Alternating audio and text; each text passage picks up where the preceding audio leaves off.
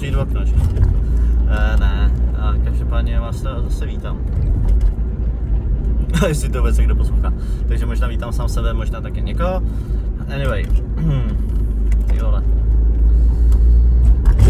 Další 12. A normálně jsem myslel, že dneska ty vole ty lidi snad tady zabiju normálně. Nevím z nějakého důvodu, proč se Pražáci rozhodli jako najednou chodit. On najednou zaprší a máte pomalu půlku pobočky, což jako na jednu stranu dobře, kvete business, že jo, ale na druhou stranu prostě chcete mít tu svoji pohodičku, no. A nevím, dneska je to dlouhé a měl jsem takovou skvělou ambici, že bych třeba zítra vstal u 7 a šel do fitka, což se vlastně asi stane. Protože už jsem třeba ten jako dneska jsem nebyl a myslím si, že to je kurva špatně. Jo, moje nastavení hlavy vítejte v tom. Anyway. Nevím, poslední 2 dny mám strašně špatnou náladu, ale jakože fakt fest jako.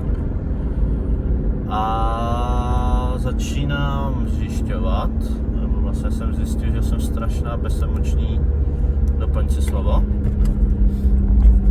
A říkal jsem si, že by to vlastně možná mohlo být dobrý téma, o čem mluvit. Jako jsou emoce, dnešní doba a takový píčovinky. Tím, že dneska by ta cesta mohla být kratší, tak bych to snad mohl stihnout.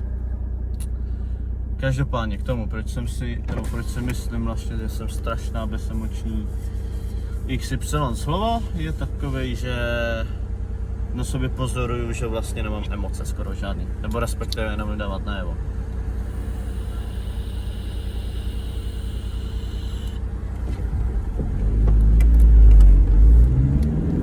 Což vlastně znamená, že mně přijde, že nedokážu cítit lásku třeba. Lásku, štěstí, vděk atd. Vlastně, že jenom a furt dokola takový ten neutrální prostě obličej. Teda takhle, když jsem sám, tak neutrální obličej. Když jsem v práci, tak musím nahodit masku, že je všechno v pohodě, nic mě nesere a být na všechny milej a příjemnej. Což je to náročné, no. Je to občas jako dost hard. Nebudu vám lhát, že je to úplně easy job tohleto. Ale co se dá dělat? Nevím, přemýšlel jsem, proč vlastně jsem to ztratil. A odpověď je velice jednoduchá. A já už asi si jako nechci nechat, nebo ne nechat srát na hlavu, já si nechci nechat ubližovat prostě. Je to také, že se stalo hodně špatného, hodně lidem jsem věřil, hodně lidem jsem se otevřel a vlastně to dopadlo tak, že 95% z nich vlastně odešlo. Zbylo mi pár lidí, který napočítám na prstech jedné ruky. Což prostě mě dovedlo k závěru, že vyser se na to, prostě trošku se zavři do sebe a kurva makej. Proto jsem se vytvořil takovej plán, já tomu říkám, nebo říká se tomu všeobecně monk mode, neboli mod mnicha takzvaně. Což vlastně znamená, že se na půl měsíce kežby, na půl roku vlastně zavřete, jdete na jednu stranu co nejvíc offline to jde, nic nepublikujete, nic nepostujete, občas nějaký třeba malinký progres nebo tak, ale de facto to znamená, že jste jakoby single, že jste prostě offline. Což je na jednu stranu strašně osvobozující věc, jsem zjistil. Zaprvé nikdo prostě neví, že existujete, což je na jednu stranu strašně fajn věc. Můžete si dělat, co chcete, nemusíte se nikoho ptát, můžete, když chcete někam vypadnout, tak prostě vypadnete. Je to strašně skvělé, vám řeknu, úplně úžasné. Na druhou stranu, nebo druhý bod tam je, že řešíte plán, nebo dodržujete nějaký tréninkový plán. Což já jsem se teda rozhodl, že budu dodržovat tréninkový plán, který obsahuje 5 až 6 tréninků za týden. Což vlastně, když tak počítám, tak naplánovat to do svého dlouhého týdne, kdy dělám 12, je kurva náročný. Ale furt to není nereálný. Takže jedu 5x až 6x do týdne, ať už silovku, ať už nějaký kardio v podobě fotbalového tréninku, běhání a teda. Plus řešíte stravu, což je strašně věc na tenkém ledě, protože když se řekne strava, tak si všichni představují diety a hory doly. A není to dieta jako taková.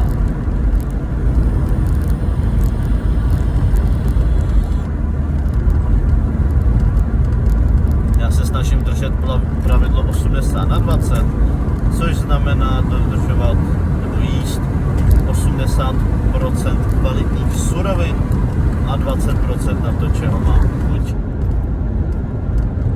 Snažím se mít dostatek bílkovin, což znamená 1,5 až 2 kg na gramu na kilo. V mém případě to vychází nějakých 160-170 gramů bílkovin a nějaký optimální počet sacharidů. Což sachariduji méně než bych měl, ale zatím to pro mě takhle jako je vyhovující, ale myslím si, že bych to měl zvýšit jinak.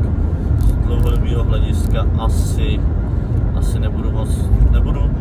nebudu schopný fungovat tak dlouhodobě. Plus do toho nějaký self-improvement, ať už je to meditace, ať je to četba, ať je to naučení se nějaké nové dovednosti. A když si to dáte všechno dohromady, tak z toho vzniká krásný plán na půl roku, kde o vás nikdo neví a za půl roku, když vám to všechno klapne a budete se snažit to dodržovat, byste měli být takovým člověkem. Jak to dopadne, se dozvím za půl roku. Nebo respektive já to asi držím měsíc, no, dejme tomu měsíc a půl, 2 možná. Možná 3. Jo, asi 3 měsíce, když jsem si řekl, seru na to. A musím jako pocituju na sobě, že minimálně co se týče fyzické stránky, tak vypadám líp. No, cítím se, že vypadám líp, cítím se silnější. Cítím, že ta výkonnost jde nahoru. Co se týče psychické stránky, jsou dny lepší, jsou dny horší. Ale to tak prostě bývá, čas od času. Nemůžu čekat, že to hned všechno bude růžový, že ano.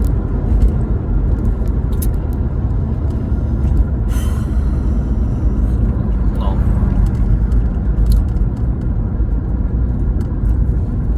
Bych se nějak ještě dostal asi k těm emocím. Nevím, možná to je důvod, proč točím tohle. Nemám lidi kolem sebe, mám jich fakt málo, nemám komu se vykecat a asi ani nechci. Nebo ne, že nechci, ale je to pro mě strašně těžké se někomu novému otevřít, protože na jednu stranu v dnešní době nevěřím, že lidé jsou ještě hodní a dobří. S tím, co vidím, tak mě je na pětí. Jako reálně, ty vole, dnešní vztahy jsou strašná komedie do prčic. Jako aby holka chrápala se svým ex. Do toho se tahala ještě s jedním. Po měsíci vlastně zjistila, že on je ten pravej a svým ex potom brečela na rameni, jak tohle chybí, tamhle to chybí. A pak jako když pak najednou vlastně za měsíc otočíš. Dá, on je to jinak. Abys měsíc po rozchodu měl někoho novýho. Aby se tady tál nebo chrápal s 5 porkama, s 6 klukama naraz a ty mě nablití z dnešní doby. Ježiš, já nevím, já na to jenom nadávám a fakt jako nevím, třeba je dnešní doba jiná, že jo. Třeba se fakt mají lidi rádi v dnešní době, jo. Ale až mi to někdo ukáže, tak to možná jako začnu potvrzovat, jo. Ale do té doby si asi pojedu to svoje. Nebudu řešit žádný okolní jako věci, budu řešit jenom sebe a budu mít asi nejblíž na světě. Nevím, naučil jsem se, nebo učím se strašně moc času trávit sám se sebou a spoléhat se jenom sám na sebe a ne na jako jinýho. Že na druhou stranu si prostě říkám, že hej,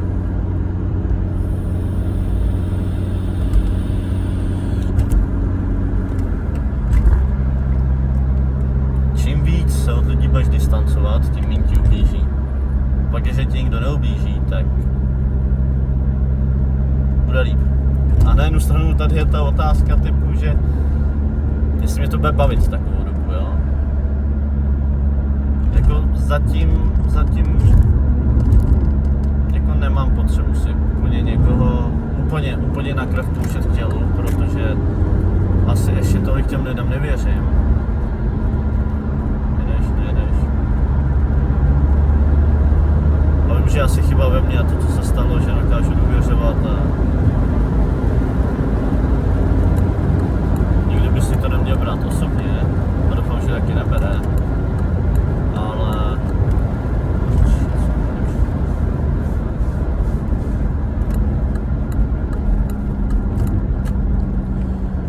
Ale prostě po tom všem asi nechci zatím se otevírat a chci být asi sám a strašně mi to vyhovuje, i když na jednu stranu tady strašně moc nadávám, jak by bylo vlastně strašně fajn někoho mít a ano, bylo, ježišimarja, já že mi chybí ten čas trávený, to obejmutí, ty výlety, novinky, píčovinky, tenkrát pro život, ale na tu stranu druhou, prostě když vidím, jaký jsou lidi v dnešní době, tak si cítím fakt jako skvělé momentě, kdy se zavřu do fitka, udělám si trénink, řeším si jídlo a neřeším si žádný jiný jako blbosti.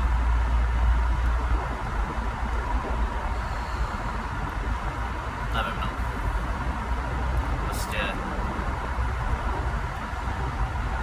možná to mám špatný pohled, protože mám v sobě strašně moc negativních těch emocí, který by asi možná i chtěli ven, ale jsi přece muž a ty to zvládneš. Muži, který mají emoce, jsi velký kluk, ty vole. Tohle do tebe jde od dětství. No to v tobě zůstane a it is what it is. Nevím, strašně mě štve ta dnešní doba, já nevím, všechny uspěchané, všichni hledají útěchu v alkoholu, všichni se těší na pátek, až se budou moci jít slejt, jenom aspoň, aby na chvíli utekli od svých problémů. Tahle doba je strašně komická a už mě to fakt nebaví.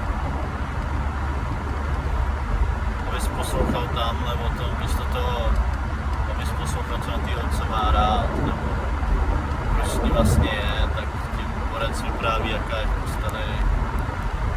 A tohleto, tamhleto.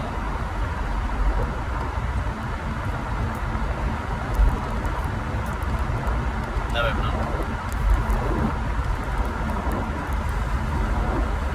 Je to smutný, je to na hovno a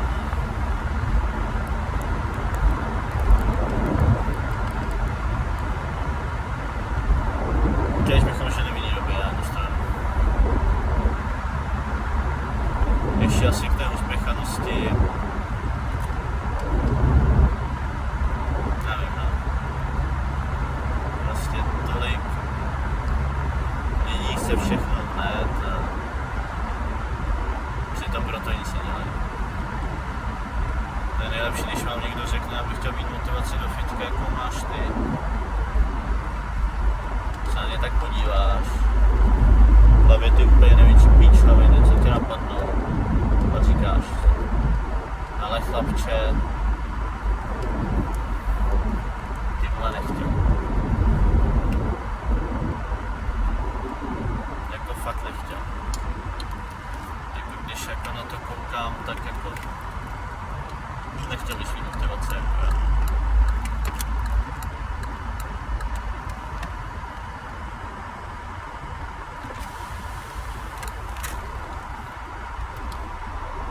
Pohodě všechno?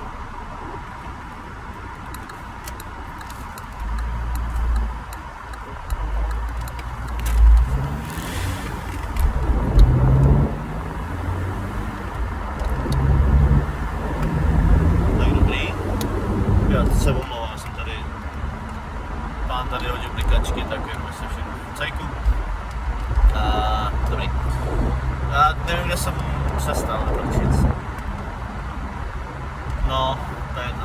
Mě ta myšlenka zase doběhne. Jsem zjistil, že mluvit po 13 hodinách je docela náročný.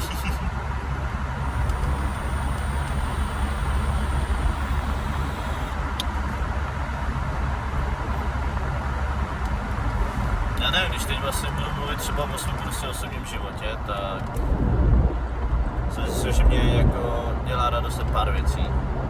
Což jsou auta, moje auto.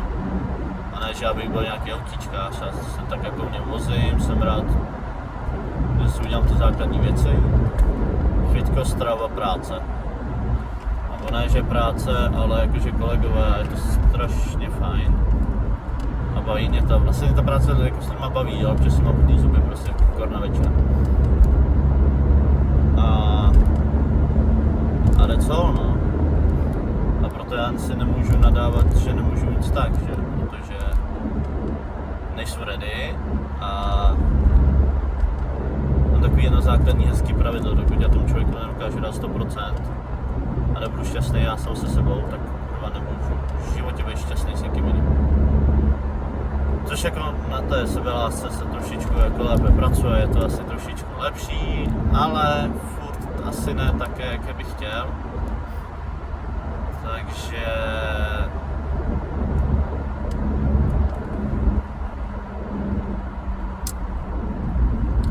it is what it is.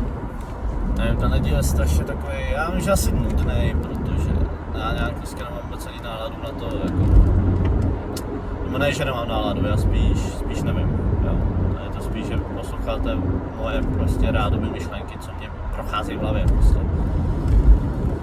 A je to tak jak je to má být, no. Tak jak jsem chtěl, aby to bylo, takže tak.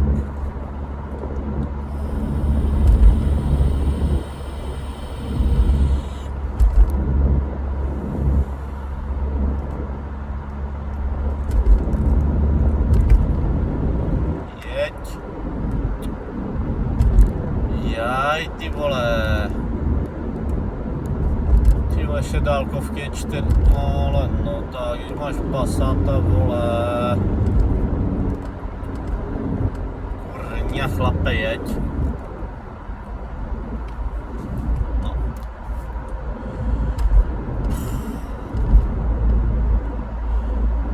Ale hlavně mě neberte, že to, co říkám, by tak mělo být, jo, nebo že tady nějak přehrávám nějaké světoborné informace, jenom je to čistě to, co já si myslím. A je to spíš fakt takové vypovídání z toho všeho, protože mě to na jednu stranu strašně pomáhá dát to všechno ven a na tu druhou je to pro mě určitý způsob jakoby relaxu. Pustit si telefon, povídat si tady pro sebe. Jako takhle, já si stejně povídám, když jdu po cestě domů, takže teď je to aspoň jako nahrávané.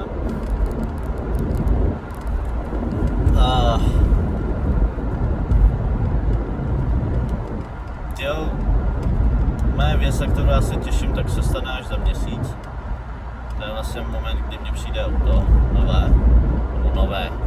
nové, že konečně, ne, že já tady to auto nesnáším, já tady to auto miluju. Ježiši, to mě dostalo kamkoliv jsem potřeboval, neheklo ani jednou, žádný problémy s ním nebyly, ale z dlouhodobého hlediska potřebuju něco víc bezpečnějšího, něco, co má menší nájezd, což znamená, že mně přijde Audi A4 B6, podle mě to je ročník 2 nebo 2.4 a teď já kurňa nechci kecat. Tříválec 192 kW nebo 162 a si to teď nepamatuju, což je pomalu dvojnásobně silnější než tohleto, minimálně o 100 koní to má víc, což já si těším, bohužel tady je to v automatu, ale na jednu stranu si budu moc rozjet, to jsem mám v hlavě už dlouho, a konečně by na tom mohly být tady finance, což vlastně znamená, že vlastně mám Golfa 4kového a z toho bych chtěl udělat trošičku jako srazkáru, což znamená, že bych tomu chtěl udělat celulák, chtěl bych tomu dát nové folie na zadní skla.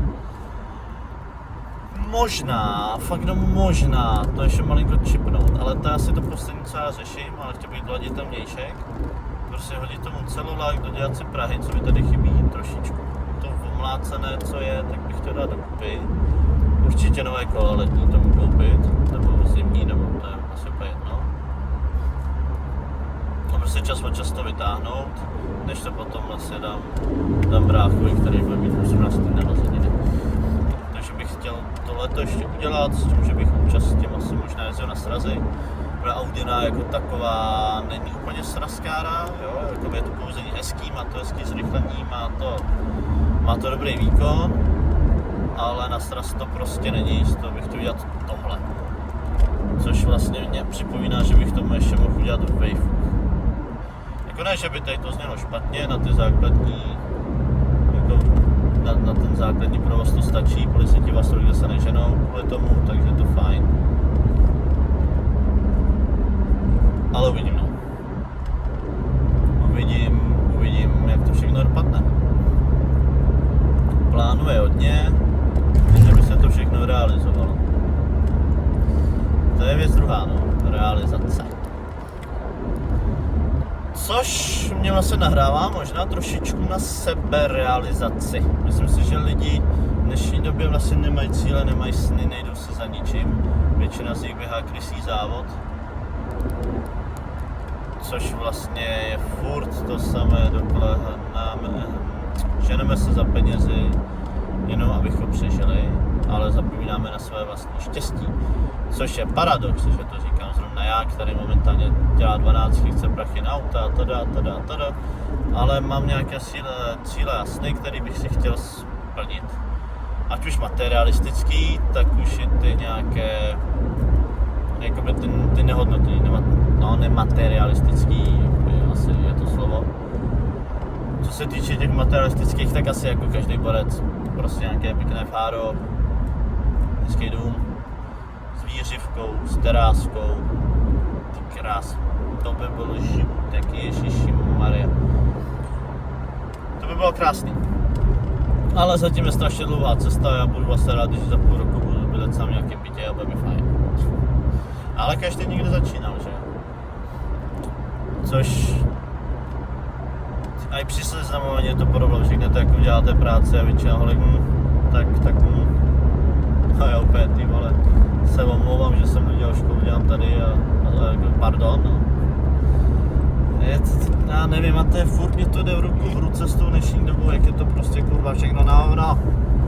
Začíná mě to fakt už. Nevím, já z toho mám, ne deprese, ale z toho mám vždycky tak blbej den, a prostě blbej pocit z toho všeho. Že to prčic být týden v dnešní době je kurva náročný a kurva těžký.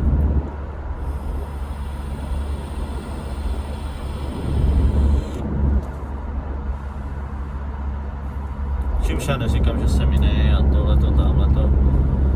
Taky se nevidím dobrým světlem, co je na mě blbě, vím, co jsem dělal za chyby a těch chyb bylo až, ale kdybych je neudělal, tak mě to nedostane do tohohle bodu a život by byl jiný. Jestli by bylo lepší nebo horší, to je otázka. Ale nad tím nemá cenu polemizovat, protože proč? Protože se to nezmění. A co se nezmění, nad tím nemá cenu přemýšlet. I když další paradox, že to říkám já, který si občas tím láme hlavu taky. Láme hlavu taky. Ale za toho střízlivého pohledu asi můžu říct, že nemá cenu to řešit. To je lepší si fakt sednout do toho auta, si tady 130 a neřešit nic. Vrátě, když jsem se bavil s člověkem, no, že vlastně mám měřit opatrně. Nevíš, co se ti stane. Kam ale jako většinou řídím jako v pohodě opatrně, dávám si pozor na to, jo, ale co když ty ostatní ne? A já? Není to pak teda tím pádem jedno, jestli já budu řídit opatrně, když jako stejně de facto, jako by se může stát toho strašně moc. No prosím, máš odpověď a asi jo, no. Asi teda má pravdu, no.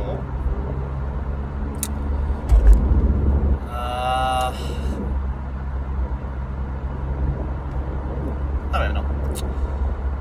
Já přemýšlím nad tím zítřkem, jako na sebe půlnoc, než to dám na YouTube 1, druhý a 5 hodin spánku a do toho 13 hodin v práci. se asi radši vyspím. A musím to donat ve středu a ve čtvrtek. A pak mě čekají další 3/12. No. Což jak vidíte, mám taky plány, že bych začal chodit 5krát týdně do fitka, když mám dlouhý. Ale občas je to nereálné. Ale musím se naučit takhle vstávat a takhle fungovat. A ono to bude časem. Minimálně ten pokus o to vstání tam bude. A jak to dopadne, asi se možná dozvím zítra, jestli budu mít o čem povídat. Co tady pánovi nejede ti kolo, ty vole, to mě mrzí. No.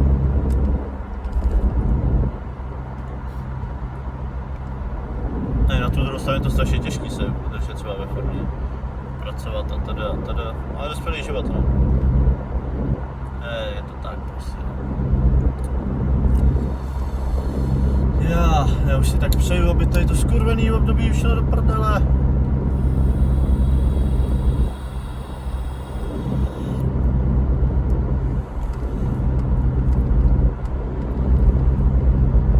Řekněme, že tenhle rok asi není úplně ten z nejlepších. Tak uvidíme, co přinese ten rok další. Ale kdo ví, třeba se dokonce tohle roku objeví zpřísně ráduše. Kdo ví, že jo? Sice na to už moc nevěřím, ale říká se, že vás to najde v ten nejméně čekaný moment.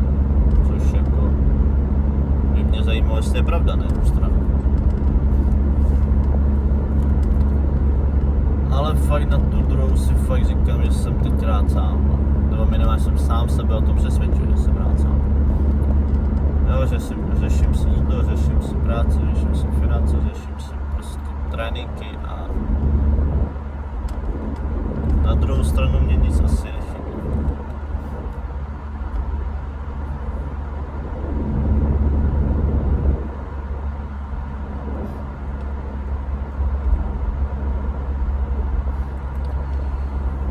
Takže teď přijdu domů, nevím, na mě nějaký menší hladík, tak já přemýšlím, jestli se ještě neudělat to, ale na večer je to taky, že strašně nemilé, ale nemělo by se, ale tak uvidíme.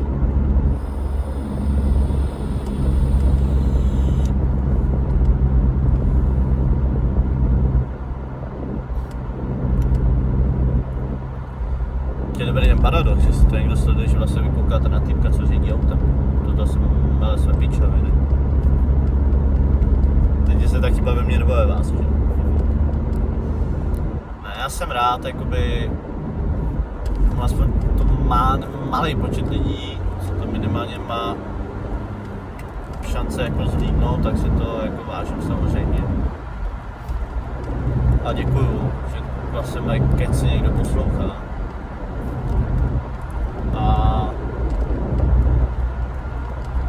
A kdo ví, třeba to jednou fakt bude zajímat víc lidí, ale není to asi primárním cílem.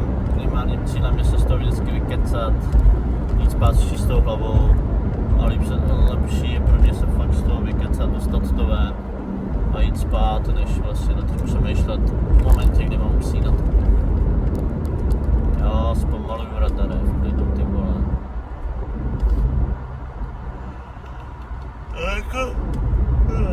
Neříkám nic, jako na to, kolik kofeinu jsem v sobě dneska měl, tak jako docela jsem tired. No. A už se tak konečně blížím domů. Koukám, že to je zase půl hodina. Ty krása.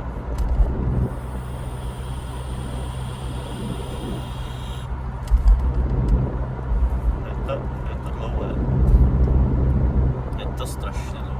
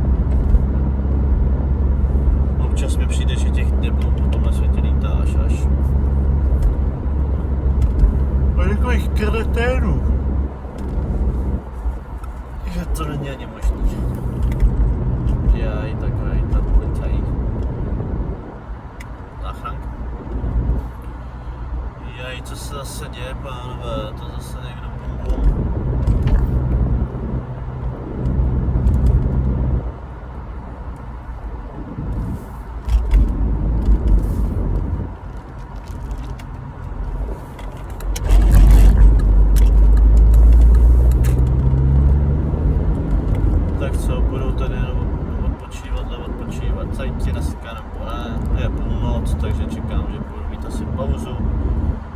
Přitom nejlepší se mnou rozblikají a pojedou, což by bylo taky fajn, takže si tady zpomalíme, těch 45, hned máme kryto pohodu. Světla nesvítí, to znamená, že tady nestojí. Takový jeden lifehack, jestli tady mám nějakého řidiče a jdete v noci, tak policajti, když měřej, tak musí mít zaplý dálkový, nebo respektive musí mít zaplý světla. Tudíž, jestli uvidíte z boku nějaký světla svítit, s největší pravděpodobností je to městská hlídka, která kontroluje rychlost. Takový protip. A s tady tím protipem asi se s váma dneska rozloučím. Protože já už jsou doma. A